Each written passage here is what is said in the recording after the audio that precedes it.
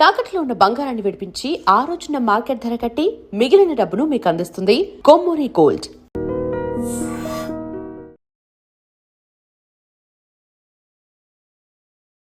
Hi, welcome to iDream media. నేను మీ రొద్దం శ్రీనివాస్. ఇవాళ సమాజంలో అత్యధికంగా పెరిగిపోతున్న ఇష్యూస్ ఏమైనా ఉంటే లీగల్ ఇష్యూస్.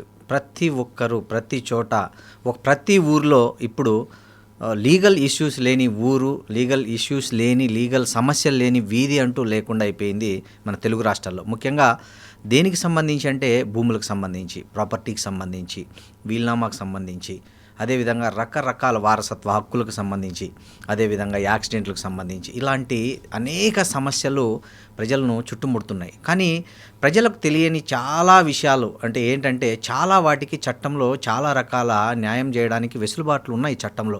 సో ఏం జరిగితే ఏం చేయొచ్చు అంటే అదేదో చెప్తారు జిందా తిలిస్మత్ లాగా అన్నిటికీ ఒకే కాకుండా దానికి కూడా డిఫరెంట్ లాయర్స్ కూడా ఉంటారు చట్టంలో. ఒక్కొక్క దానికి ఒక ఎక్స్పర్ట్ లాయర్స్ కూడా ఉంటారు. తెలుసుకుందాం మనం చట్టంలో ఒక పౌరునికి ఉండే అనేక సమస్యలకు చట్టం ఏం చెప్తుంది, ఎలాంటి సొల్యూషన్ చెప్తుంది అనే విషయాలు మనతో మాట్లాడడానికి హైకోర్టు అడ్వకేట్, అదేవిధంగా Telangana Congress legal cell vice chairman మన ఉదయకాంత్ కాంపల్లి గారు మనతో ఉన్నారు. నమస్తే ఉదయకాంత్ గారు. ఎలా ఉన్నారు ఉదయకాంత్ గారు? మీరు ఎట్లా ఉన్నారు? నేను బాగున్నానండి. బాగా బిజీగా అనుకుంటా. ప్రభుత్వ వ్యవహారాల్లో, ప్రభుత్వ లీగల్ ఇష్యూస్లో మీరు బాగా తలమునకలు అవుతున్నారు అనుకుంటా. ఈ మధ్య మాకు కొంచెం ఎలక్షన్స్ నడుస్తుంది, దాంట్లో బిజీ అయిపోయింది. అందరికీ అప్పుడు వీటి దగ్గర నుంచి మొత్తం అన్నీ మీరేగా చూసుకోవాల్సింది legal issues. Right. Okay Udayakanth గారు, అంటే ఇప్పుడు ప్రజల జీవన విధానంలో ఒక లీగల్ అనేది ఒక అనివార్యమైన అవసరం అయిపోయింది. సో ఇప్పుడు మనం చూస్తుంటే రోజు వందల వేల కేసులు కోర్టులో ఫైల్ అవుతున్నాయి, కానీ అవి చాలా లేటుగా న్యాయం జరగడం ఇవన్నీ చూస్తున్నాం. సో ప్రస్తుత సమాజాన్ని పట్టి పీడిస్తున్నవి చాలా ముఖ్యమైన వాటిలో ఈ ల్యాండ్ ఇష్యూస్, ప్రాపర్టీ ఇష్యూస్. జనరల్గా ఒక ప్రాపర్టీ కొనే ముందు ఒక ల్యాండ్ కొనాలంటే ఏం చెక్ చేసుకోవాలి, ఏ డాక్యుమెంట్లను తప్పనిసరిగా చూసుకోవాలి? శ్రీనివాస్ గారు, మీరు ఇంట్రాక్షన్లో ఒక మాట అన్నారు, ఏది దేశంలో, రాష్ట్రంలో, మళ్ళీ దాని తర్వాత ప్రతి ఊర్లో సమస్యలు ఉన్నాయని చెప్పి. కానీ ఇప్పుడు చూస్తుంటే ప్రతి ఊర్లో కాదు, ప్రతి ఇంట్లో ఒక సమస్య ఉన్నది. Legal issues, more particularly legal issues. Family let it be family issue కావచ్చు, let it be property issues కావచ్చు, లెట్ ఇట్ బి గవర్నమెంట్తో ఇష్యూస్ కావచ్చు, వాట్ ఎవర్ ఇట్ ఈస్, సమాజంతో పాటు ఉన్న ఇష్యూస్ కావచ్చు. సో లీగల్ ఇష్యూ లేని సమాజమే లేదు అన్న విధంగా ఈరోజు మన యొక్క సొసైటీ ముందుకెళ్తా ఉంది. కాబట్టి so it is a good programme మీరు తీసుకునేది. సర్టన్లీ మీ ప్రోగ్రామ్ని అప్రిషియేట్ చేస్తున్నాను. ఖచ్చితంగా ఇటువంటి ప్రోగ్రామ్స్ ఏవి ఉన్నా కూడా నేను 100% మీకు సహకరిస్తానని చెప్పేసి తెలియజేస్తాను. Thank you. సో మోర్ పర్టికులర్గా ప్రాపర్టీ ఇష్యూస్కి వచ్చేసరికి ప్రాపర్టీ కొనేటప్పుడు ఏం చేయాలి అనేసి మీరు అడుగుతూ ఉన్నారు. సాధారణ వ్యక్తులు ప్రాపర్టీ కొనేటప్పుడు ఏం చేయరు, డబ్బులు ఉంటే చాలు ప్రాపర్టీ కొనుక్కుంటా ఉన్నారు. అవును, రైట్. దాని తర్వాత ఏమవుతుంది, కొన్న తర్వాత లిటిగేషన్స్ మొదలవుతూ ఉన్నాయి. దానికి గల కారణం ఏంటిదంటే వాళ్ళు కొనకముందు వాళ్ళు చూసుకోరు ప్రాపర్టీస్ ఏం కావాలి ఏంటిదన్నది. కొన్న తర్వాత సమస్య వచ్చిన తర్వాత చూసుకుంటూ ఉన్నారు. సో దానికి నేనేం చెప్తానంటే, ఫస్ట్ అండ్ ఫార్మోస్ట్ ఎప్పుడైతే మీరు ప్రాపర్టీ కొనుక్కోవాలనుకునేటప్పుడు ప్రాపర్టీ డాక్యుమెంటు, సేల్ డీడ్ కానీ ఇంపార్టెంట్, దాని లింక్ డాక్యుమెంట్స్ ఇంపార్టెంట్, అన్నిటికంటే ఎక్కువ పొజిషన్ ఇంపార్టెంట్, అన్నిటికంటే ఎక్కువ బౌండరీస్ కొలుచుకోవడం కూడా చాలా ఇంపార్టెంట్. అవి కనుక చేయగలిగితే మీకు most of the legal issues, complications తగ్గుతాయి. ఒకటి. రెండోది, అన్నిటికంటే ఎక్కువ ఎప్పుడైతే మనం ప్రాపర్టీ కొనేటప్పుడు లక్షల కోట్లు పెట్టి ప్రాపర్టీ కొంటాం, కానీ కనీసం ఒక అడ్వకేట్ దగ్గర పోయేసి ఒక 10,000 20,000 లీగల్ కన్సల్టెన్స్ ఫీజు ఇచ్చి ఏ ఒక్కరు కూడా లీగల్ ఒపీనియన్ తీసుకోరు సార్ శ్రీనివాస్ గారు. So that is the main reason for most of the disputes. ఇప్పుడు గోరుతో పోయేదాన్ని గొడ్డల దాకా తీసుకొచ్చే పరిస్థితిని ఈరోజు కేసెస్ దాకా పోతాం. కేసులు పోయిన తర్వాత నిజంగానే కేసులు డిస్పోజ్ అవుతున్నాయి అంటే కోర్టులో ఇప్పుడున్న పరిస్థితులు చూస్తూ ఉంటే లిటిగేషన్స్ ఎక్కువ అయిపోతున్నాయి, మళ్ళీ దాని తర్వాత రెమెడీస్ ఏమో తక్కువ అయిపోతున్నాయి, అండ్ పెండెన్సీ పెరిగిపోతూ ఉన్నది. న్యాయం జరుగుతుందంటే డేట్ల మీద డేట్లు పడుతూ ఉన్నాయి. సో ఇవన్నీ కాకుండా మీరు చూసుకోవాల్సిన అవసరం ఏమున్నది, ఫస్ట్ ఇన్స్టెన్స్లో ప్రాపర్టీ లిటిగేషన్ లేని ప్రాపర్టీ కొనుక్కోవాలి. అది తెలుసుకోవాలంటే అడ్వకేట్ని కన్సల్ట్ చేయాలి, ప్రాపర్టీ మీద లీగల్ ఒపీనియన్ తీసుకోవాలి. అది ఎంతనే కానివ్వండి, ఇప్పుడు మనం కోట్ల రూపాయలు పెట్టి ప్రాపర్టీ కొన్నాము, మినిమం ఫీజు అడ్వకేట్కు చెల్లించుకొని మనం ఎందుకు ఒపీనియన్ తీసుకోవద్దు? వన్స్ అడ్వకేట్ ఒకసారి ఒక ఒపీనియన్ రాసిచ్చిన తర్వాత ఆయనకు ఒక లీగల్ బైండింగ్ ఉంటుంది కదా. అంతే కదా. రేపటి రోజు మీకు ఏదైనా సమస్య అయితే మళ్ళీ మీరు అదే అడ్వకేట్ దగ్గరికి వెళ్ళొచ్చు. బయట అడ్వకేట్ దగ్గర పోయేసి మీరు ₹1,00,000 ఫీజు కట్టే బదులు ఈయన దగ్గరికి వెళ్ళి మీరు ఫ్రీగా సలహా తీసుకోవచ్చు. సరే ఏదైనా కాంప్లికేషన్స్ ఉంటే ఈ అడ్వకేట్ మనకి సపోర్ట్ చేస్తారు. సో ఫస్ట్ కావాల్సింది ఏంటంటే మనం ఫస్ట్ ప్రాపర్టీ కొనక ముందు ఫస్ట్ లీగల్ ఒపీనియన్ తీసుకోవడం, లీగల్ ఒపీనియన్ చాలా ఇంపార్టెంట్. సో దట్ ఏందో వాళ్ళు స్క్రూటినీ చేస్తారు అడ్వకేట్స్ అన్ని కూడా, pin to pin, hair to hair, ఎక్కడ ఏ చిన్న లోపం ఉన్నా కూడా వాళ్ళు పాయింట్అవుట్ చేసేసి అడుగుతారు, వెరిఫై చేస్తారు. అవసరమైతే ఫీల్డ్ ఎంక్వైరీకి వస్తారు, ఆ రెవెన్యూ రికార్డ్స్ తీసుకుంటారు. అండ్ దాని తర్వాత ఫ్యామిలీ ఇన్ఫర్మేషన్ కూడా ఇంపార్టెంట్. మనం ఏమనుకుంటాం, ఏదో ప్రాపర్టీ కొన్నాం కదా అయిపోయింది కదా అనుకుంటాం. అది కాదు, అసలు ప్రాపర్టీ కొనక ముందు మీ పేరు మీద ఉన్న ప్రాపర్టీ అసలు మీకు ఎట్లా వచ్చింది, ఇది సెల్ఫ్ అక్వైర్డ్ ప్రాపర్టీ, మీ పూర్వీకుల నుంచి వచ్చిందా, మరి మీ సెల్ఫ్ అక్వైర్డ్ ప్రాపర్టీ మీరు ఎవరికైనా నమ్ముకోవచ్చు, ఎవరికైనా ఇచ్చుకోవచ్చు, అది మీ ఇష్టం. బట్ మీ పూర్వీకుల నుంచి వచ్చిన ప్రాపర్టీ నిజంగా మీరు రైట్ఫుల్ ఉన్నారా, దానికి ఇంకెవరైనా హక్కుదారులు ఉన్నారా, మీకు బ్రదర్స్ అండ్ సిస్టర్స్ ఉన్నారా, వాళ్ళకి చెల్లాల్సిన ప్రాపర్టీ వాళ్ళకి చెందకుండా మీరు ఒక్కరిని తీసుకున్నారా. సో ఇవన్నీ ఇంపార్టెంట్. ఇప్పుడు బ్రదర్స్ అండ్ సిస్టర్స్ అంటే ఇవి ఈ మధ్య ఎక్కువ అవుతున్నాయండి. చాలామంది అంటే ఏదో 1982 నుంచి ఆ హక్కు వచ్చిందని చెప్తారు కదా. సో అంతకుముందు పుట్టిన స్త్రీలకు కూడా ఆస్తిలో సమాన హక్కు ఉంటుందా? ఇప్పుడు ఖచ్చితంగా ప్రాపర్టీ ఏదైతే ఉందో, ఎవరైతే ప్రాపర్టీ కొంటారో ఆ ప్రాపర్టీ కొన్న ఓనర్కి గనక పిల్లలుండి ఆ ప్రాపర్టీ ఓనరు ఆ ఒక పార్టీషన్ చేయకుండా చనిపోయినప్పుడు ఈక్వల్ రైట్ అందరికి ఉంటుంది. సన్, డాటర్స్, ఎప్పుడు పుట్టినా కూడా. ఓకే. సో సన్, డాటర్స్, వాళ్ళ ఫ్యామిలీ మెంబర్స్కి అందరికీ ఈక్వల్ రైట్ ఉంటుంది. అంటిల్ అండ్ అన్లెస్ ఆ ప్రాపర్టీ మీద ఆ ప్రాపర్టీ ఓనరు వీలునామా రాయకపోయినా, లేదంటే కనుక ఇంకొకరికి గిఫ్ట్ డీడ్ లాంటివి చేయకపోయినా, ఏదైనా సేల్ డీడ్ ఎగ్జిక్యూట్ చేయకపోయినా, లేకపోతే అగ్రిమెంట్ ఆఫ్ సేల్ చేయకపోయి ఉంటే కనుక వాళ్ళు క్లెయిమ్ చేయొచ్చు. ఒకవేళ అవేమన్నా కనుక చేసి ఉంటే కనుక ఖచ్చితంగా ఆ ప్రాపర్టీ మీద మనకు పూర్తి హక్కు ఉంటుంది. సో ఫస్ట్ ఏంటంటే మన సక్సెషన్ ఎట్లా వచ్చింది, ఆ ప్రాపర్టీ నిజంగానే మా ఫాదర్ కొన్నారా, కొన్న తర్వాత తను చనిపోయిన తర్వాత పార్టీషన్ నేను చేసినాడా, ఎవరికైనా వీలునామా రాసినాడా, అవన్నీ కూడా చూసుకోవాల్సిన అవసరం ఉంది. అది చూసుకొని కనుక ఆ ప్రాపర్టీని ఎవరు కొనాలంటే ఇటువంటి జాగ్రత్తలు వహిస్తే మంచి. శ్రీనివాస్, అంటే ఇలాంటి కేసుల్లో చాలా భూమి సమస్యల వివాదాల్లో ఇప్పుడు కొనేశారు, ఒక వ్యక్తి కొని ఉంటాడు, అతను ఒక 10 ఏళ్ళలో 12 ఏళ్ళలో 13 ఏళ్ళలో దాన్ని అనుభవించుకుంటూ ఉంటాడు. ఒక 15 ఏళ్ళు 20 తర్వాత కూడా మాకు హక్కు ఉందని చెప్పి కొంతమంది కోర్టుల్లో పిటిషన్ ఇస్తారు. ఇది చెల్లుతుందంటారా? కేసు ఏదైనా కూడా ఒకటి మాత్రం ఖచ్చితంగా అది నెంబర్ అవుతుంది, కేసు వాయిదాలకు వెళ్తుంది, దాని తర్వాత కేసు నడుస్తుంది. అది చెల్లుతుందా చెల్లదని కోర్టు తీర్పియాలి. ఇప్పుడు 15 ఏళ్ల క్రితము మీ ఫాదర్ ఒక ప్రాపర్టీ కొన్నాడు, మీ ఫాదర్ ఒక వ్యక్తి దగ్గర ఎక్స్ అనే వ్యక్తి దగ్గర ప్రాపర్టీ కొన్నాడు.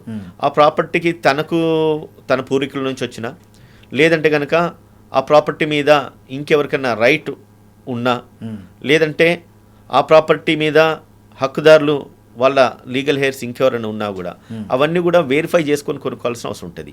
ఫర్ ఎగ్జాంపుల్ నేను చెప్తా, ఇప్పుడు మీ తాతయ్య ప్రాపర్టీ ఉంది సార్, మీ నాన్నకి 2 అన్నదమ్ముళ్ళు సార్. ఆ ప్రాపర్టీ మీ తాత ఏం చేసినారు, మీ నాన్నకి అప్పచెప్పున్నాడు, ఆయన ఇష్టపూర్వకంగా లేకపోతే ప్రేమతో ఒక గిఫ్ట్ చేసినాడు అన్నప్పుడు ఆ ప్రాపర్టీని మీరు రైట్ఫుల్ ఓనర్ అవుతారు, దాని తర్వాత మీ ఫాదర్ రైట్ఫుల్ ఓనర్ అవుతారు. దాన్ని మీరు కానీ మీ పిల్లలు కానీ క్లెయిమ్ చేయొచ్చు.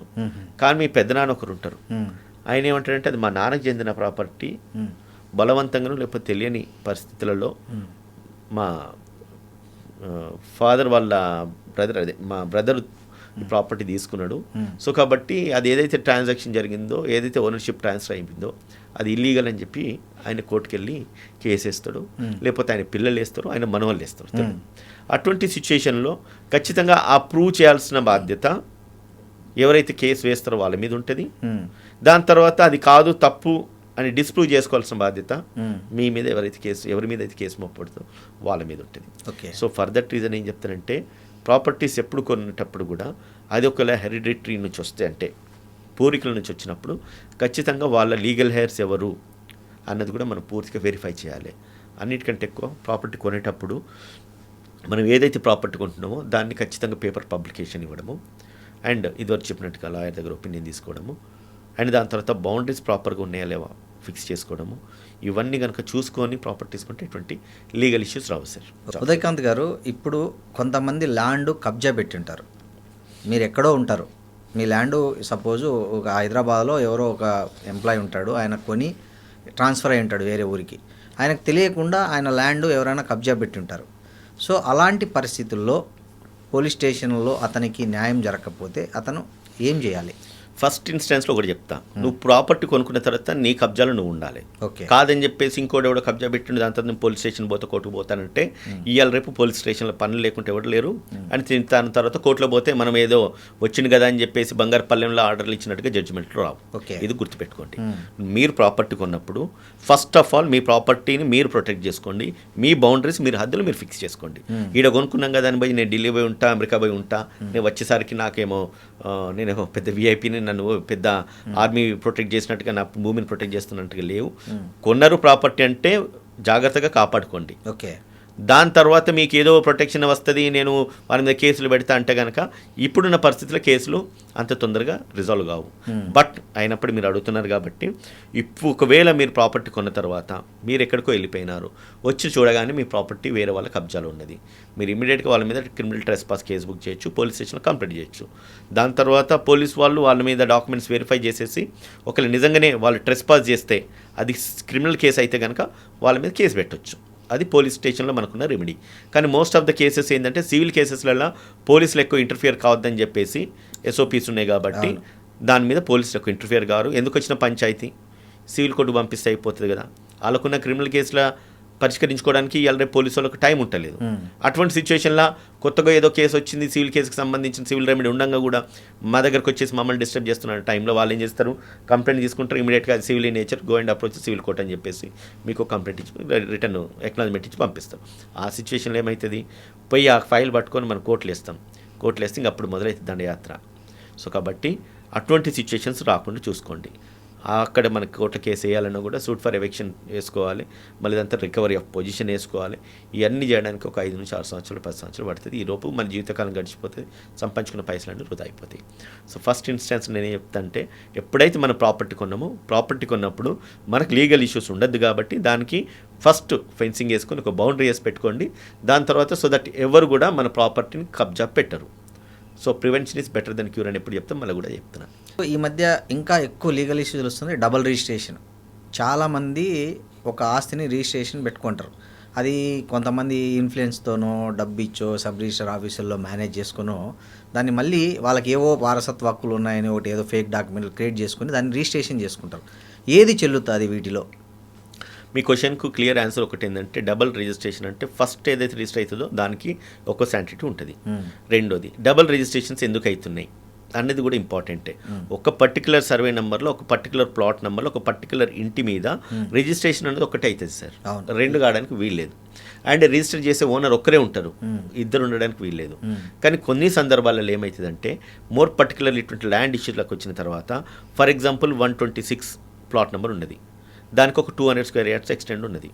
అదే 126ని ఏం చేస్తారంటే 126/1 2 అని పెట్టేసి మీరు దాన్ని రిజిస్ట్రేషన్లో ఎవరో ఇదైపోతున్నారు, సబ్ రిజిస్టర్స్ కొల్యూట్ అవుతున్నారని కాదు, ఒక ప్లాట్ గురించి అని చెప్పి వాళ్ళ ఉద్యోగాన్ని వాళ్ళ స్టేక్లో పెట్టుకోరు.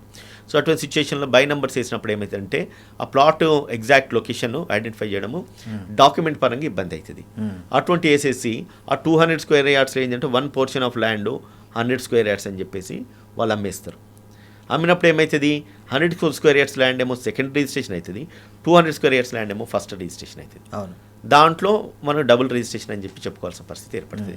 సో కాబట్టి ఎప్పుడైతే ఒక ప్రాపర్టీ కొన్న తర్వాత ఇమీడియట్గా రిజిస్ట్రేషన్ అయిన తర్వాత ఇదివరకు చెప్పినట్టు మనము ఫెన్సింగ్ వేసుకొని పొజిషన్ మనం పెట్టుకోవాలి. రెండోది డబుల్ రిజిస్ట్రేషన్ ఎప్పుడైతుంది, వాడు కొనక ముందు వాడు వెరిఫై చేసుకోకపోతే అప్పుడు ప్రాబ్లం ఎదురవుతుంది.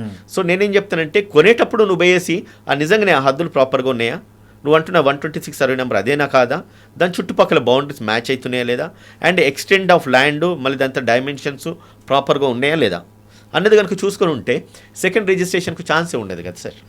సో కాబట్టి ఫస్ట్ ఇన్స్టెన్స్లో లీగల్ కాంప్లికేషన్స్ మనము రాకుండా ఏం చేయాలనేది చూసుకోవాలి. వస్తే ఇంకా లీగల్ రెమెడీస్ ఉన్నాయంటే ఇంకా మన జీవితం దానికే అంకితం అయిపోతుంది. అంటే ఫస్ట్ రిజిస్ట్రేషన్ చేసుకున్న వాళ్ళు దీని మీద ఏమైనా కేసు వేయాలా, లేకపోతే వాళ్ళంతా వాళ్ళు సైలెంట్? ఫస్ట్ రిజిస్ట్రేషన్ చేసుకున్న వాళ్ళు వాళ్ళ పొజిషన్లో వాళ్ళు ఉంటారు సార్, అంతే. సెకండ్ రిజిస్ట్రేషన్ చేసుకున్నాడు ఒకవేళ వచ్చిందంటే వీడికి సర్ప్రైజ్ అవుతుంది. లేకపోతే సెకండ్ రిజిస్ట్రేషన్ చేసుకున్న వాళ్ళ పొజిషన్లో వాళ్ళు ఉంటారు. ఉన్న తర్వాత వాళ్ళు ఏం చేస్తారు, ఫస్ట్ రిజిస్ట్రేషన్ చేసుకున్న వాళ్ళు వచ్చేస్తారు, వచ్చేసి ఈ ప్రాపర్టీనే కొనుక్కున్నా నువ్వు ఎందుకున్నావు ఇక్కడ అని అంటారు. అటువంటి సిచ్యువేషన్లో ఇంకా లొల్లు బదులైతే ఇంకా అది ఇంకా సీదా పోయి పోలీస్ స్టేషన్లో తలకాయల వల్ల కొట్టుకున్నాడు, లేదంటే కనుక కేసులు కథాకారకం నడుస్తూ ఉంటుంది. సో కాబట్టి మనం ఎప్పుడైతే ఒక వస్తువు మనం కొనుక్కున్నాం, ఎట్లయితే మన చేతిలో మన కబ్జాలో మనం పెట్టుకుంటామో అదేవిధంగా ఒక ప్రాపర్టీ కొనుక్కున్నప్పుడు కూడా మన కబ్జాలో మన పొజిషన్లో మనం పెట్టుకుంటే కనుక డబుల్ రిజిస్ట్రేషన్ అయిందా లేదా అన్నది ముందే మనకు తెలిసిపోతుంది. సో కాబట్టి ఇంకోటి కూడా చెప్తా, ఎప్పుడైతే మనం ప్రాపర్టీ కొన్నాం గవర్నమెంట్ రికార్డులో కూడా ఉంటుంది కదా, ఇన్కమ్ రైట్ సర్టిఫికేట్స్ ఉంటుంది, ఈసీలు వెరిఫై చేసుకోండి. మళ్ళీ దాని తర్వాత మీరు ఒకవేళ రెవెన్యూ రికార్డ్స్ చూసుకోండి. లేకపోతే గ్రామాలలో అయితే కనుక గ్రామ పంచాయతీలు ఈజీగా అంటే అక్కడ ఈజీగా తెలిసిపోతుంది ఒక ప్రాపర్టీ ఒక 10 ఎకరాలు లేకపోతే 5 ఎకరాలు పలానా మళ్ళేదో పలానా నెల్లేదో లేకపోతే ఇంకోటిదో ప్రాపర్టీ అని చెప్పి తెలిసిపోతుంది. మనం విచారించుకుంటే మనకు అర్థమైపోతుంది. సిటీలలో ఇటువంటి మోస్ట్ ఛాన్సెస్ ఉండొచ్చేమో కానీ లోకల్ గ్రామాలలో కొంచెం తక్కువ ఉంటాయి. సో ఇటువంటి మోస్ట్ ఆఫ్ ద వాల్యూస్ పెరిగినప్పుడు క్రైమ్ రేట్ పెరుగుతుంది. డబుల్ రిజిస్ట్రేషన్స్ అని చెప్పి ఒక ప్రాపర్టీ మీద ఇంకో ప్రాపర్టీ రిజిస్ట్రేషన్ చేసుకొని గొడవలకు తావదిస్తారు. సో కాబట్టి బిఫోరే కొనుక్కేటప్పుడు ఇన్కమ్ రైజ్ చేసుకోండి and link documents property documents అన్ని కూడా వెరిఫై చేసుకుంటే ఇటువంటి ఇలీగల్ కాంప్లికేషన్స్ అవాయిడ్ చేయడానికి ఛాన్సెస్ ఉంటాయి. శ్రీనివాస్ గారు, ఉదయకాంత్ గారు, ఈ మధ్య ఎక్కువ వినిపిస్తున్నది చెక్ బౌన్స్ కేసులు, తర్వాత ప్రామిసరీ నోట్లు. ఒక వ్యక్తికి అప్పు ఇచ్చినప్పుడు అతనితో ప్రామిసరీ నోట్ తీసుకుంటున్నారు, చెక్కు తీసుకుంటున్నారు. సో ఈ సందర్భాల్లో ఆ వ్యక్తి డబ్బు ఎగ్గొడితే ఏది ఉపయోగపడుతుంది? ఒకవేళ డబ్బు ఇచ్చేసిన తర్వాత కూడా అతను చెక్కు ఇవ్వకుండా తర్వాత ఇస్తానని చెప్పి మళ్ళీ తర్వాత దాన్ని క్లెయిమ్ చేసుకుంటే అప్పుడు పరిస్థితి ఏంటి? ఫస్ట్ ఇన్స్టాన్స్లో మనీ లెండరింగ్ అనేది కూడా ఇప్పుడు చట్టవిరుద్ధం. అయినప్పుడు కూడా మనం ఏం చేస్తామంటే తప్పనిసరి పరిస్థితుల్లో మన ఫ్రెండ్స్తో వీళ్ళు అన్నప్పుడు మనము డబ్బులు ఇస్తూ ఉంటాం. ఇచ్చినప్పుడు దానికి భరోసా కింద మనం ఒక ప్రామిసరీ నోట్ రాయించుకుంటాం. రూపాయి వడ్డీ, ₹2 వడ్డీ రాయించుకొని ఏం చేస్తాము, దానికి సపోర్టివ్గా ఒక చెక్ తీసుకుంటాము. చెక్ తీసుకుంటే ఏంటంటే రేపు ఆయన మీద క్రిమినల్ కేసు పెట్టొచ్చు, ఎన్ యాక్ట్లో కానీ లేకపోతే చీటింగ్ 420లో కానీ. మనం ఉట్టిగానే వాడిని తీసుకున్నాం కదా నువ్వు నాకు డబ్బులు ఇరా అంటే వాడు ఏం చేస్తాడు, ఎగ్గొట్టే ఉద్దేశం ఉన్నాడు, ఎవడు కూడా పైసలు ఇయ్యడు కదా. సో దానికి సపోర్టివ్గా ఏదో ఒకటి మనకు ఒక ఆధారం పెట్టుకోవాలి. అడిగిండు మనమేమో కాదనలేము, కాదనుకుంటే ఇవ్వాల్సిన పరిస్థితి ఉంటుంది, ఖచ్చితంగా ఇవ్వాల్సి వస్తుంది. మోమాటానికి లేకపోతే భయానికో భక్తికో ఏదో ఉంటే బాగుంటుంది కదా అనే ఆలోచనతో ఒక చెక్కు ప్రామిసరీ నోట్ రాసుకుంటాం. చెక్కు ప్రామిసరీ నోట్లు రాసుకున్న తర్వాత వాడు డబ్బులు ఎగ్గొట్టిందంటే మళ్ళీ మొదలై ఇంకా కోర్టులు కేసులు కథాకారకాన. సో అటువంటప్పుడు ఫస్ట్ ఇన్స్టెన్స్లో ఇవ్వకపోతే మంచిది, ఇచ్చినప్పుడు జాగ్రత్తలు తీసుకోండి. ఒకవేళ చెక్ బౌన్స్ అయితే కనుక ఏ బ్యాంక్లో అయితే చెక్ బౌన్స్ మనం ప్రజెంట్ చేస్తామో బౌన్స్ అయినప్పుడు చెక్ బౌన్స్ వాళ్ళు ఒక నోటీస్ ఇస్తారు, మనకి మెమో ఇస్తారు. అది నోటీస్ మెమోని బేస్ చేసుకొని ఒక చెక్ బౌన్స్ అయిన చెక్ను అండ్ దాని తర్వాత రిటర్న్ మెమోని తీసుకొని మనం ఒక న్యాయవాది దగ్గరికి అడ్వకేట్ దగ్గరికి వాళ్ళ అట్టు దగ్గర పోతే వాళ్ళకి ఫీజు ఇస్తాము. ఖచ్చితంగా లాయర్లు ఫీజు తీసుకుంటారు కదా, ఫీజు తీసుకొని మీ కేసు నడిపిస్తారు. వాళ్ళకి నోటీస్ ఇస్తారు. నోటీస్ ఇచ్చిన తర్వాత వాళ్ళు రియాక్ట్ కాకపోతే వితిన్ 1 మంత్ టైం తీసుకొని వాళ్ళ మీద మనకి కేసు వేయడానికి సోర్స్ ఉంటుంది. సో వీళ్ళు ఏంటంటే ఈ cheque bounce once cheque issue చేసిన తర్వాత మ్యాండేట్ ఉంటుంది, ఏది చెక్ ఇష్యూ చేసిన వ్యక్తికి చెక్ హానర్ చేయాల్సింది. సో వాళ్ళు ఏం చేస్తారు, తీసుకున్నారు కాబట్టి కోర్టుకు వస్తారు. తీసుకున్నాడు అయితే ఒప్పుకొని వితిన్ 15 days నోటీస్ ఇచ్చిన తర్వాత వెంటనే రిటర్న్ చేస్తారు. లేదంటే మొండి పంచాయతీలు ఉంటాయి కొన్ని, అటువంటి వాడు ఏం చేస్తాడు, సరే నడవని ఒక 4 సంవత్సరాలు 5 సంవత్సరాలు నడిచిన తర్వాత ఇస్తాను అంటాడు. ఈ లోపు ఏమైతే ₹1,00,000 చెక్ కాస్త వాడు సెటిల్మెంట్కు 50 ఇచ్చినా పర్లేదని తీసుకుంటారు. లేదు కేసు నడపాలంటే 5 సంవత్సరాలు కేసు నడిచిన తర్వాత దాని మీద double the amount of the cheque penalty వేస్తారు కోర్టు. అది 1,00,000 కాస్త 2,00,000 అవుతుంది. ఇంప్రిజన్మెంట్, జైలు కూడా ఉంటుంది. సో ఆ భయానికి కొందరు సెటిల్ చేసుకునే వాళ్ళు కొందరు ఉంటారు. లేదంటే ఒక 2 సంవత్సరాలు 3 సంవత్సరాలు నడిచిన తర్వాత చూసుకుందా అని చెప్పి అనుకునే వాళ్ళు కూడా కొందరు ఉంటారు. అటువంటి వాళ్ళకు కొంత చట్టంలో ఉన్న వెసులుబాటులను వాడుకొని కొంచెం డ్రైక్ చేసుకొని కడతారు, లేకపోతే ఎగ్గొడితే శిక్ష పడేది అనుకోండి, మళ్ళీ తీసుకుపోయి పై కోర్టుకు అప్పీల్ చేస్తారు. ఇదొక 3 నుంచి 4 సంవత్సరాలు, అదొక 3 నుంచి 4 సంవత్సరాలు, 7 సంవత్సరాలు ఇట్లా గడిచిపోతుంది. శిక్ష పడితే సరే, పడకపోతే వాడు తప్పించుకున్నట్టే. శిక్ష పడ్డది అనుకోండి, ఇంకొక 2 కోర్టులు ఉంటాయి కదా, హైకోర్టు తర్వాత సుప్రీంకోర్టు, అప్పీల్ చేసుకుంటారు. ఈ లోపు వీడు చచ్చిపోతే వాడు చచ్చిపోతారు. అంతే. జనరల్ ప్రామిసరీ నోట్ మీద కూడా కోర్టుకు వెళ్ళొచ్చా? ఖచ్చితంగా. ఓకే. ఉదయకాంత్ గారు, ఇంకొకటి ఈ మధ్య చాలామంది క్లయింట్లో వినిపిస్తున్నది ఏంటంటే, మా లాయర్ అవతల పార్టీ వాళ్ళతో కుమ్మక్కయ్యాడు, మా సీక్రెట్స్ అన్నీ వాళ్ళకి ఇచ్చేస్తున్నాడు, మేము కేసు గెలిచే పరిస్థితి ఉన్నా కూడా వాళ్ళకు హెల్ప్ చేసి వాళ్ళ దగ్గర ఏదో లాలూచిపడి మాకు అన్యాయం జరుగుతుంది అనే ఫీలింగ్ కొంతమంది వ్యక్తం చేస్తున్నారు. ఇది జరుగుతుందా? ఇట్లాంటి సందర్భాలు జరుగుతుంటాయా? జరిగితే ఏం చేయొచ్చు? Most of the cases as a లాయర్గా నేను కూడా ఇటువంటి కొన్ని వ్యతిరేకిస్తాను. ఏమవుతుందంటే సార్ ఇప్పుడు కోర్టుల పెండెన్సీ ఎక్కువ కావడం వల్ల కేసులు డిలే అవుతాయి. డిలే ప్రాసెస్లో ఏమవుతుందంటే వీళ్ళకు మిస్అండర్స్టాండింగ్స్ ఏర్పడతాయి. లాయర్ సరిగ్గా కేసు చేయట్లేదు, సరిగ్గా చూడట్లేదు అని చెప్పేసి వాళ్ళకు ఒక ఇంప్రెషన్ క్రియేట్ అవుతుంది వాళ్ళ మైండ్లో. క్రియేట్ అయిన తర్వాత వీళ్ళు ఏమనుకుంటారంటే ఈ లాయర్ ఆయనతో ఆ లాయర్ ఆయనతో కొల్యూడ్ అయినరు అనేసి అనుకుంటారు. అసలు ఈ లాయర్ ఆయనతో ఆ లాయర్ ఈయనతో కొల్యూడ్ కావడం వల్ల లాభం ఏమొస్తుంది చెప్పండి? ఈ లాయర్కి వచ్చే ఫీజు ఆ లాయర్ ఏమైనా ఎక్కువ ఇస్తాడా చెప్పండి? నా క్లయింట్కి నేను పనిచేసి పెడితే నా క్లయింట్ నాకు ఎక్కువ ఫీజు ఇస్తాడు, నేనైతే కమిట్ అయినా అది ఇస్తాడు. అంతకంటే ఎక్కువ అవతలోడు ఇస్తాడంటే ఆ ప్రాపర్టీ వాల్యూ ఉన్న తర్వాత ఒకవేళ కొల్యూడ్ అయినా కూడా మీకు లాంటి వాళ్ళు ఇటువంటి ఛానళ్ళను లేకపోతే బయటికి వెళ్ళిన తర్వాత క్వశ్చన్ చేస్తారు కదా, వాళ్ళకి సమాధానం ఉండాలి కదా, చెప్పాల్సిన బాధ్యత మన మీద ఉంటుంది కదా. అటువంటిప్పుడు లాయర్స్ కొల్యూడ్ కావడానికి 99% ఛాన్సెస్ అయితే ఉండవు సార్. ఎవరి క్లయింట్ ఇంట్రెస్ట్ వాళ్ళు ప్రొటెక్ట్ చేసుకుంటారు. ఈ ఒక్క కేసులో మనం కొల్యూడ్ అయిపోతే నెక్స్ట్ 4 కేసులు రావు కదా, వీడు 10 మంది బయట పోయి చెప్తాడు. అటువంటిప్పుడు మన క్రెడిబిలిటీస్ పోతాయి. ఈరోజు కేసు నీ ₹1,00,000 కేసు కావచ్చు, రేపు 10 కోట్ల కేసు పోతుంది. ఈరోజు ₹1,00,000 కేసు కావచ్చు, రేపు ₹1,00,000 కేసు పోవచ్చు. అటువంటిప్పుడు ఇంకో లాయర్తో కొల్యూడ్ అయ్యే ఛాన్సెస్ ఉంటాయి. వీళ్ళ ఇంప్రెషన్ ఏంటంటే లాయర్లు కోర్టుల కనబడగానే ఒకరికొకరు విష్ చేసుకోవడం, మాట్లాడుకోవడం సర్వసాధారణమే. వాళ్ళ క్లాస్మేట్స్ కావచ్చు, బ్యాచ్మేట్స్ కావచ్చు, లేకపోతే వాళ్ళకి పరిచయాలు ఉండొచ్చు. ఆ సిచ్యుయేషన్స్లో వన్స్ కోర్టు ముందుకు వెళ్ళిన తర్వాత కోర్ట్ హాల్లో ఖచ్చితంగా లాయర్స్ కేసుకు వచ్చినప్పుడు ఖచ్చితంగా they are the opponents. Court hall బయటకు వచ్చిన తర్వాత దే మైట్ బి ఫ్రెండ్స్. వాళ్ళు బయటకు వచ్చి చేతులు కలుపుకున్నారు, మాట్లాడుకున్నారు అన్నంత మాత్రాన ఆయనతో చేతులు గడిపిన ఈయనతో కొల్యూడ్ అని అనుకోవడం మాత్రం అది ముమ్మాటికి తప్పు. అటువంటి రాంగ్ నోషన్లో ఉండొద్దు. ఒకవేళ సార్ సమర్థవంతంగా మా లాయర్ వాదించలేకపోతున్నారు అని క్లయింట్ ఫీల్ అయినప్పుడు లాయర్ని మార్చుకునే అవకాశం ఉందా? 100% మార్చుకోవచ్చు. దానికి ప్రొసీజర్ ఏముంటుంది? ఏముంది, అడ్వకేట్ దగ్గర నో అబ్జెక్షన్ సర్టిఫికేట్ తీసుకోవాలి. తీసుకొని ఇంకో అడ్వకేట్తో మనం ఎంగేజ్ చేసుకొని ఆ కేసు ఫైల్ మొత్తం తీసుకుపోయి కొత్త లాయర్కి ఇచ్చినప్పుడు ఖచ్చితంగా మన లాయర్ని మార్చుకునే వెసులుబాటు మనకు ఉంటుంది. అండ్ అడ్వకేట్స్ కూడా కన్సల్ట్ ఇస్తారు. కాకపోతే వాళ్ళకైనా ఫీజులు ఏమైనా పెండింగ్ ఉంటే కనుక చెల్లించుకుంటే మంచిది.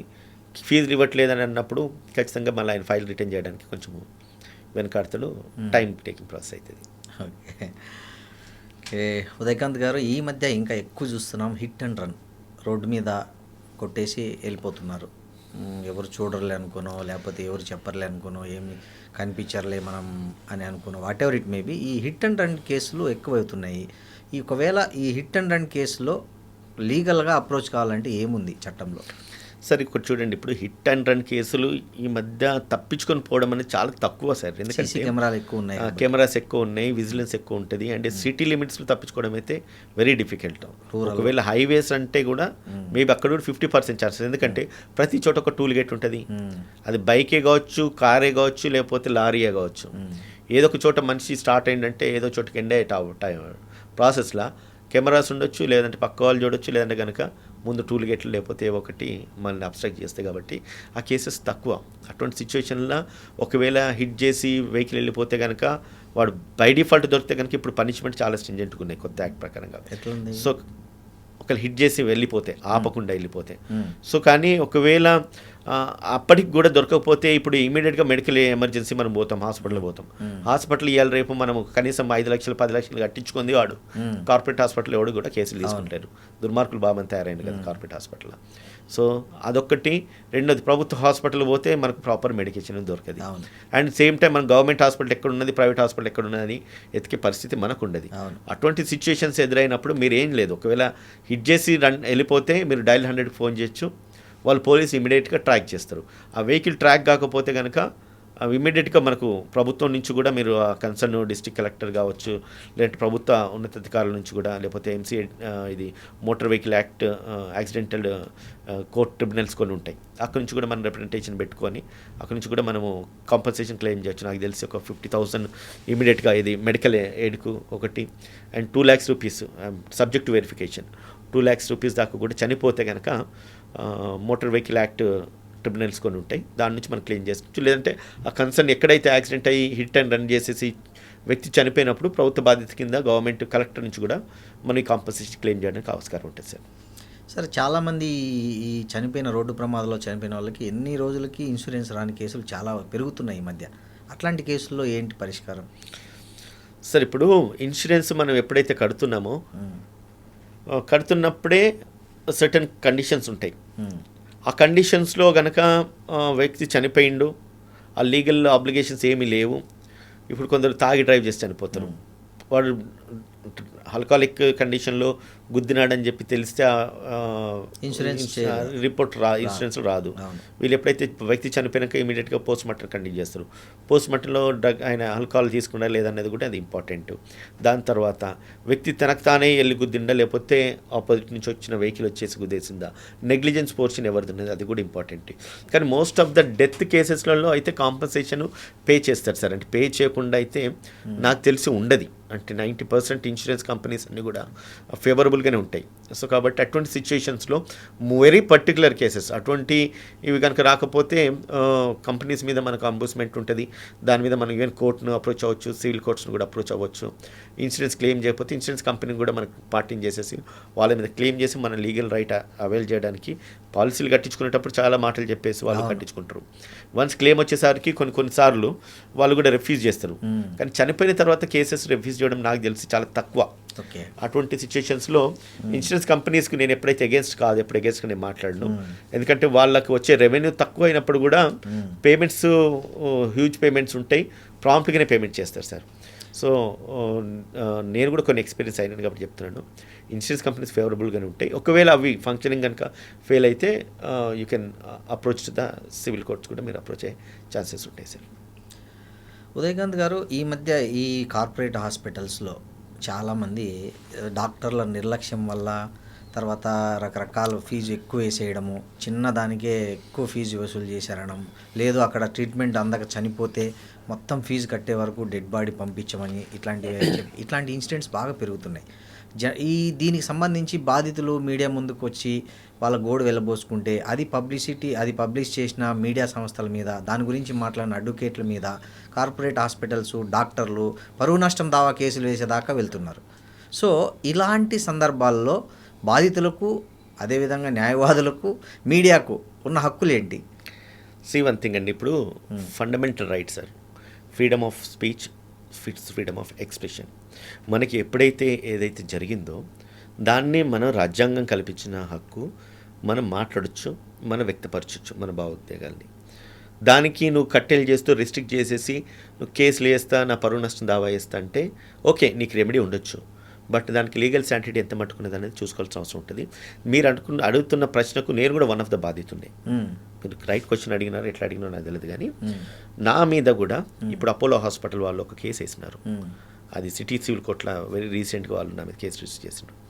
ఒక వ్యక్తి చనిపోయేసి హాస్పిటల్ నెగ్లిజెన్స్ వల్ల చనిపోయిండు, క్లియర్ కట్ ఎవిడెన్స్ ఈయన దగ్గర ఉన్నాయి.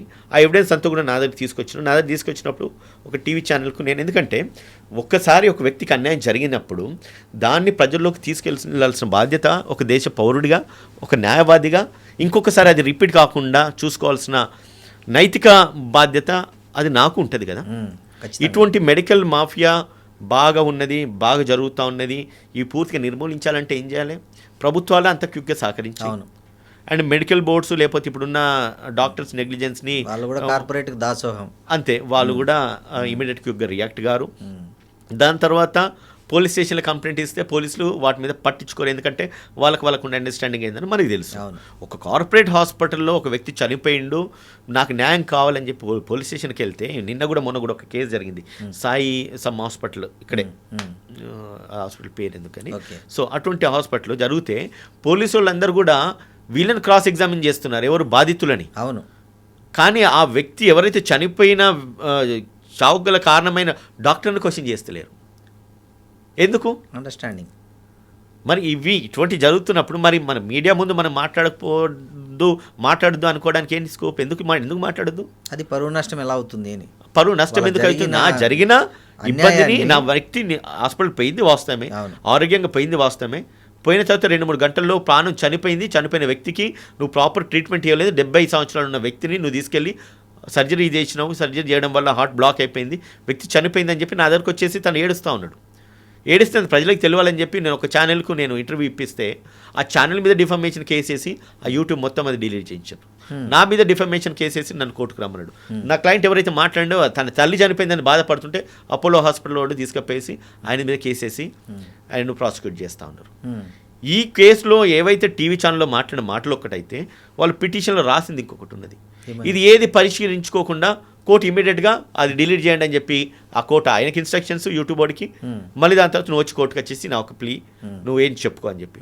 నేను ఒకటి అడుగుతాను, ఇటువంటి సమస్యలు ఎదురైతే నేను హైకోర్టు నుంచి నేను పర్మిషన్ తీసుకొని వీడియో రికార్డింగ్ మొత్తం కూడా టెలికాస్ట్ చేయమంట. ఇవన్నీ కూడా అటువంటి చేస్తే అసలు ఫస్ట్ జరిగిన పొరపాటు ఏంది, ఇప్పుడు జరుగుతుంది ఏంటి, రేపు జరగబోయేది ఏంటి అన్నది కూడా ప్రజలు తెలిసి ప్రజలు చూసుకుంటే న్యాయ నిర్ణేతలు ఎక్కడికి పోయినా కూడా సార్ ప్రజలే అవుతారు. అవును, ఇవాళ రేపు ప్రభుత్వాలను ఉంచాలన్నా దించాలన్నా కూడా అది ప్రజలే అవుతున్నారు. And media is the fourth estate, మీకు ఆ రైట్ అథారిటీ ఉన్నది. అటువంటప్పుడు మీరు ప్రజల్లో జరుగుతున్నది అన్యాయం జరుగుతున్న దాన్ని ప్రజల్లోకి మీరు తీసుకెళ్తే ఆ రైటును కూడా కాళ్ళ రాసే విధంగా ఈరోజు కార్పొరేట్ సంస్థలు పనిచేస్తూ ఉన్నప్పుడు మరి ఈ ప్రజాస్వామ్యం అనేది ఎందుకంటారు? ఇది ఈ ఫ్యూడలిజం అంటామా? నీకు డబ్బులు ఉన్నాయి, నువ్వు కోట్లధిపతివి, నేను అపోలో హాస్పిటల్ దేశవ్యాప్తంగా నాకున్నాయి, నువ్వు నన్ను మాట్లాడినది ఏదైతే ఉన్నది తప్పుడు మాటలు మాట్లాడినావు, నీ మీద కేసు వేస్తా, ఆ ప్రతి డాక్యుమెంట్ రేపు మీడియా ముందు పెడతా. నేను మాట్లాడింది ఏంది, నా క్లయింట్ అక్కడ మాట్లాడింది ఏంది, టీవీ ఛానల్ టెలికాస్ట్ చేసింది ఏంటిది, నువ్వు ఏమని రాసేసి దాన్ని నువ్వు కోర్టులు నా మీద కేసు వేసినావు, ఇదంతా కూడా లైవ్ టెలికాస్ట్ చేయాలని చెప్పేసి నేను హైకోర్టును ఆశ్రయిస్తాను. ఆశ్రయించేసి వాళ్ళ మీద కూడా ఖచ్చితంగా నేను ఏదైతే నా మీద డిఫర్మేషన్ వేసినో, నాకు ఏదైతే డ్యామేజెస్ జరిగినో అవన్నీ కూడా అపోలో హాస్పిటల్ నుంచి నేను వసూలు చేస్తాను. ఇది నాకు వ్యక్తిగతంగా నా పర్సనల్ లైఫ్లో జరిగింది సార్. ఈ మనం ఎంతైతే మౌనంగా ఉంటామో వాడంతా పిండుతాడు. అవును, ఒక వ్యక్తి హాస్పిటల్ ఏంటంటే 10, 15, 20, 30 లక్షలు ఏం చేస్తే వస్తారా నాయన? నేను మనిషిని నిలవెత్తున అమ్మినా కూడా వాడు కోసినా కూడా రావు. నిజంగానే వాడి ఆస్తులు అమ్ముకొని వాడు ఏదో ప్రాణాలు కాపాడుకుందాం అనేసి వస్తారు. వీళ్ళ ప్రాణాల మీద, వీళ్ళ శవాల మీద వీళ్ళు భిక్ష అనుకుంటా వీళ్ళు బిజినెస్ చేస్తూ ఉన్నారు, దౌర్జన్యంగా బిజినెస్ చేస్తూ ఉన్నారు. అటువంటి కూడా పూర్తిగా నిర్మూలించడానికి కన్జ్యూమర్ కోర్ట్స్ ఉన్నాయి. మనకి ఎప్పుడైతే ఇబ్బంది కలిగిందో definitely can approach the consumer courts. And కోర్టులు మీ మీద వ్యతిరేకంగా కేసులు వేసి కేసు ఓడిపోతే కనుక దానికి రెట్టింపు కాంపన్సేషన్ కూడా, రెట్టింపుగా 10 కాంపన్సేషన్ కూడా మీరు అక్కడ చేయాలి. వాడు నన్ను 50 లక్షలు అడిగిండు, ఈ కేసు ఖచ్చితంగా కొట్టేసిన తర్వాత 50 కోట్లకు నీ కాంపన్సేషన్ అయిపోతే అపోలో హాస్పిటల్ సంగతి చూస్తాను. ఇంకోటి ఉదయకాంత్ గారు, వీలునామా కూడా చాలా లీగల్ ఇష్యూస్ వస్తున్నాయి. వీలునామాల వల్ల కూడా ఒక తండ్రి ఉన్నాడు అనుకోండి, ఒక తండ్రి తన ఆస్తిని, ఒక 3 పిల్లలు ఉంటే కేవలం ఒక పిల్లవాడు మాత్రమే, మిగతా ఇద్దరికి తెలియకుండా ఆ తండ్రి ఆస్తిని రిజిస్ట్రేషన్ చేయించుకుంటే వీలునామా లేకుండా ఇవి లేకుండా ఆ ఆస్తి చెల్లుతుందా? సార్ వీలునామా, మీ క్వశ్చన్ ఏంటంటే ఫస్ట్ ఆఫ్ ఆల్ వీలునామా ఉంటే రిజిస్ట్రేషను చేయొచ్చా? 100% వీలునామా ఉంటే రిజిస్ట్రేషన్ చేయొచ్చు. ఓకే, వీలునామా ఎప్పుడు పనికొస్తుంది? ఒక వ్యక్తి తను చనిపోకముందు తన ప్రాపర్టీ తన వారికి చెందుతుంది అని చెప్పి ఎవరికి రాసిచ్చినా కూడా, అది కొడుకే కావచ్చు, కూతురే కావచ్చు, లేదంటే కనుక ఎవరైనా దారింట బయటోడు దానియనే కావచ్చు, ఆ ప్రాపర్టీ తనదై ఉండాలి, ఆ లాస్ట్ వీల్ అయి ఉండాలి, అది విత్ కన్సెంట్ అయి ఉండాలి, దానికి ఇద్దరు సిగ్నేచర్ పెట్టి ఉండాలి, సాక్షులు ఉండాలి. అప్పుడు ఆ వీలునామా చెల్లుతుంది. చెల్లిన తర్వాత దాన్ని బేస్ చేసుకుని రిజిస్ట్రేషన్ చేసుకోవచ్చు. రిజిస్ట్రేషన్ చేసుకునేటప్పుడు ఎవరైతే ఇక్కడ సాక్షి సంతకాలు పెట్టినారో వాళ్ళు అక్కడికి వచ్చి కూడా వాళ్ళ పేరు మీద ట్రాన్స్ఫర్ అయ్యేటప్పుడు కూడా వాళ్ళ సాక్షుల కింద వాళ్ళ సంతకాలు పెట్టేసి ఈ వీలునామా తన వ్యక్తి చనిపోయేటప్పుడు ఈ వ్యక్తికి చెందుతుందని చెప్పి రాసిండు అన్నది వీళ్ళు విట్నెస్ కింద నుండి సంతకం పెట్టిన రోజే ఆ యొక్క వీలునామా చెల్లుతుంది సార్. వాళ్ళు సాక్షులు పెట్టమంటే చెల్లదా? అది సాక్షులు పెట్టమంటే చెల్లదని కాదు, ఆ ఒక్క ట్రాన్సాక్షన్స్ వీళ్ళ సాక్షులు ఉన్నారు కాబట్టి వాళ్ళే వస్తే వానికి ఒక వెసులుబాటు ఉంటుంది. లేదు ఆ వ్యక్తులు చనిపోయే ఛాన్సెస్ కూడా ఉంటాయి. అటువంటప్పుడు ఆ వీలునామా మీద తిను రాసిన సంతకం వీలునామా నిజమేనా అండ్ ఈ సంతకం ఇతనిదేనా అనేది ప్రూవ్ అయితే చాలు. ఆ వీలునామా మీద అయిన ఏ ట్రాన్సాక్షన్ అయినా కూడా లీగల్ సెంటర్ ఉంటే అది కూడా చెల్లుతుంది. ఉదయకాంత్ గారు ఒక జాయింట్ ఫ్యామిలీ ఉందండి. ఆ జాయింట్ ఫ్యామిలీలో ఒకరికి ఆస్తి ఉంది, పిల్లలు లేరు.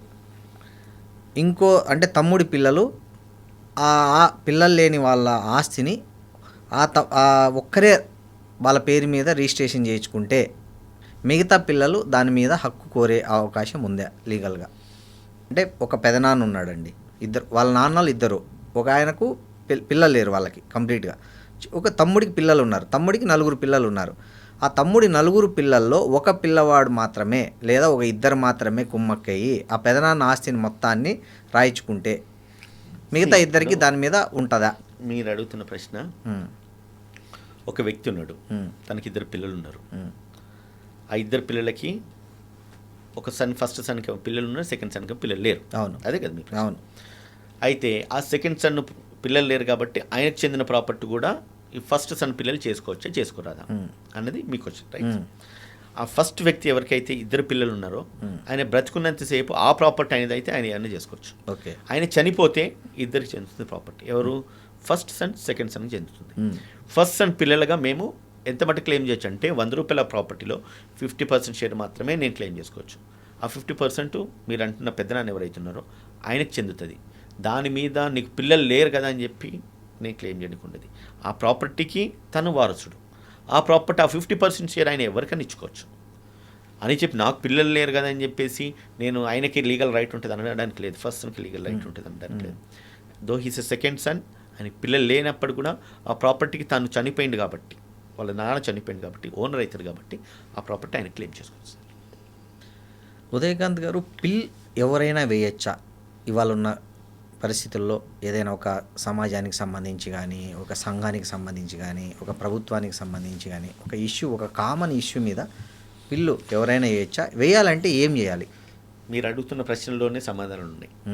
సమాజానికి సంబంధించి కానీ, ప్రభుత్వానికి సంబంధించింది కానీ, లేదంటే కనుక ప్రజలకు సంబంధించింది కానీ, పబ్లిక్ ఇంట్రెస్ట్, పీఎల్ అంటే పబ్లిక్ ఇంట్రెస్ట్ లిటిగేషన్ అట్లా. ఇది ఆర్టికల్ 226 కింద మన ఫండమెంటల్ రైట్స్ వైల్యూట్ అయినప్పుడు రాజ్యాంగం మనకు కల్పించిన హక్కు న్యాయస్థానాన్ని ఆశ్రయించడం, ఖచ్చితంగా మనము న్యాయస్థానం నుంచి మనకు కావాల్సిన రైట్స్, లీగల్ రెమెడీస్ ఏవైతే ఉన్నాయో అవైల్ చేయడం.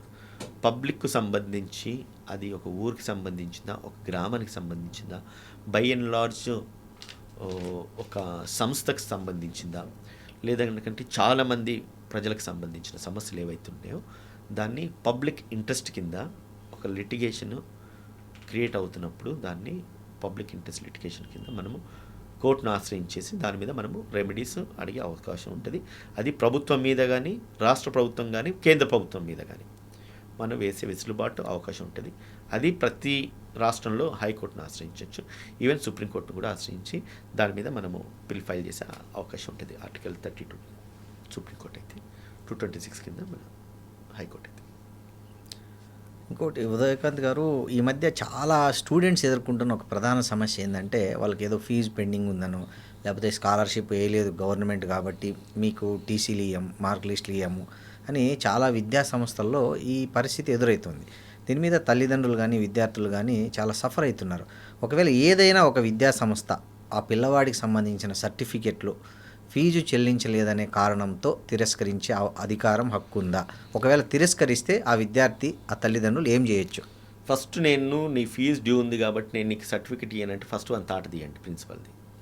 ఓకే అని అడిగే రైటే ఫస్ట్ ఆఫ్ ఆల్ అట్లా మాట్లాడే రైటే లేదు.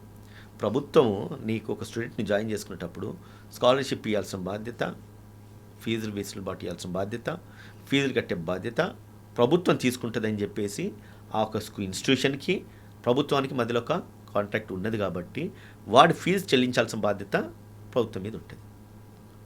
ప్రభుత్వం ఫీజు కట్టలేదని చెప్పేసి ఆ స్టూడెంట్ని నీ సర్టిఫికెట్లు ఇయ్యను, నువ్వు జేబులోకి వెళ్ళి కట్టుకో, రేపు ఫీజు వచ్చిన తర్వాత నీ రియంబర్స్మెంట్ వచ్చిన తర్వాత నువ్వు తీసుకో అనే అధికారము ముమ్మాటికి ఏ ఇన్స్టిట్యూషన్ మీద లేదు, ఏ ఇన్స్టిట్యూట్ కూడా ఉండదు. అది కనుక మిమ్మల్ని ఎవరన్నా కనుక ఆపితే ఇమీడియట్గా మీరు పర్సనల్గా ఒక లెటర్ పెట్టండి మీ ప్రిన్సిపాల్కి, దాని మీద అక్నాలజ్మెంట్ తీసుకోండి. వాడు వినడా సరే, ఆ ప్రిన్సిపల్ ఒకరిని వినకపోతే ఆ కన్సర్న్ డిఈఓ కావచ్చు, ఆ డిస్ట్రిక్ట్ కలెక్టర్ కావచ్చు, లేదంటే కనుక ఆ యూనివర్సిటీ వైస్ ఛాన్సలర్ కావచ్చు, ఆ యూనివర్సిటీ రిజిస్టర్ కావచ్చు, మీరు అఫీషియల్గా లెటర్ పెట్టండి, మీరు కావాలంటే ఈమెయిల్ కూడా పెట్టండి. వాళ్ళు ఖచ్చితంగా ఇమీడియట్గా మన ఫీజుకి చెల్లించకపోయినా ప్రభుత్వం నుంచి క్లెయిమ్ చేసుకునే బాధ్యత ఇది. నీ సర్టిఫికేట్స్ ఆపడానికి లేదు, నీ హాల్ టికెట్ ఆపడానికి లేదు. ఖచ్చితంగా 100% మీరు తిరిగి కట్టాల్సిందే, మీకు సర్టిఫికేట్ రిలీజ్ చేయాల్సిందే, మీ హాల్ టికెట్ ఇవ్వాల్సిందే. ఒకవేళ అది కనుక ఇవ్వకపోతే ఈ సాక్షులన్నీ పెట్టుకొని మీరు హైకోర్టును ఆశ్రయించవచ్చు, దాని మీద మీరు రిట్ ఫైల్ చేసుకోవచ్చు. ఇమీడియట్గా కన్సర్న్ స్కూల్కు డైరెక్షన్స్ వెళ్తాయి, ఆయన సర్టిఫికేట్స్ కానీ హాల్ టికెట్ కానీ ఇచ్చేసేయమని చెప్పి. ఒకవేళ ఈలోపు కనుక ఎగ్జాము అయిపోయినా, లేదంటే కనుక ఈలోపు ఈయనకి ఏదైనా డ్యామేజ్ జరిగినా కూడా దాని పూర్తి బాధ్యత కూడా స్కూల్స్ వై ఆర్ కాలేజెస్ వై ఇచ్చాల్సిన అవసరం ఉంటుందండి. థ్యాంక్ యూ అండి, థ్యాంక్ యూ. చాలా విలువైన సమాచారం అందించారు. నమస్తే. నిజంగా ప్రస్తుతం ఉన్నటువంటి సమాజం దేనికి ప్రయారిటీ ఇస్తుంది? ఆర్థిక సంబంధాల చుట్టూ మాత్రమే తిరుగుతుంది. మళ్ళీ ఎన్నికలంగానే చాలా విరక్తి కలుగుతాను. మంచి అనిపిస్తుంది కదా, లేడీస్ కూడా ఛాలెంజింగ్ జాబ్స్ చేసినప్పుడు చాలా బాగుంటుంది.